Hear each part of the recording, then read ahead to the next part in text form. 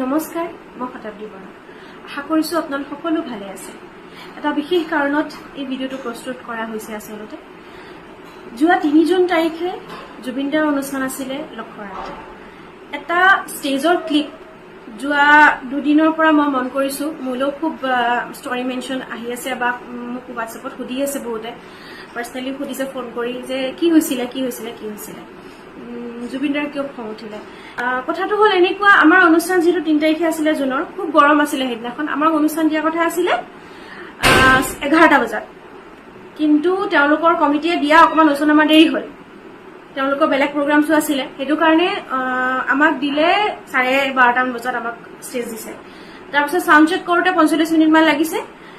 1-1:30মান বজাত আমাক আমাৰ প্ৰগ্ৰামটো ষ্টাৰ্ট হ'ল, অনুষ্ঠান আৰম্ভ হ'ল। মই গাবলৈ গৈছিলোঁ দিন জ্বলে ৰাতি জ্বলে।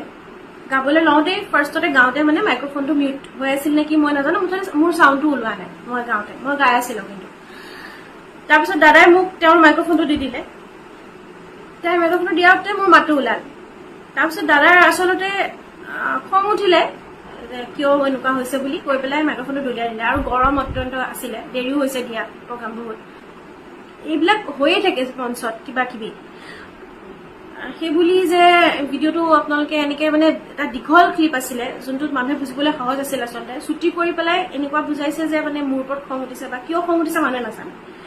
কথাটো এনেকুৱা হ'ল, মিডিয়াত গোটেই ভাইৰেল হৈ আছে বস্তুটো, ক্লিপটো। চ' মই প্লিজ অনুৰোধ জনাইছোঁ সকলোকে, একো ভুলকে নুবুজিব। কেতিয়াবা হৈ যায় এনেকুৱা, আমাৰ চাউণ্ডৰ কেতিয়াবা টেকনিকেল, ইমান ডাঙৰ চাউণ্ড কেতিয়াবা হৈ যায় তেনেকুৱা। আৰু সকলোৰে মনটো কেতিয়াবা ভাল নাথাকে, কেতিয়াবা খং উঠি থাকে। গতিকে ইমান সৰু সৰু কথা ইমান বেয়াকেও কাকো ক'ব নালাগে, আৰু ইমান ডাঙৰ এটা ইছ্যু ক্ৰিয়েট কৰিব নালাগে মই ভাবোঁ।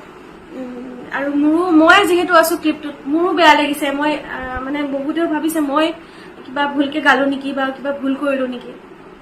সেনেকুৱা একো নাই। প্লিজ আপোনালোকে খুব বেছি ৰিয়েক্ট নকৰিব এইটোত। আৰু এটা সৰু ঘটনা ষ্টেজত হৈছিলে, এইটো একো ডাঙৰ কথা নহয়। চ' সকলোৱে ভালে থাকক, আৰু আশা কৰিছোঁ আপোনালোকৰ দিনবোৰ ভালে যাওক, সকলোৰে সপোন পূৰা হওক। ধন্যবাদ।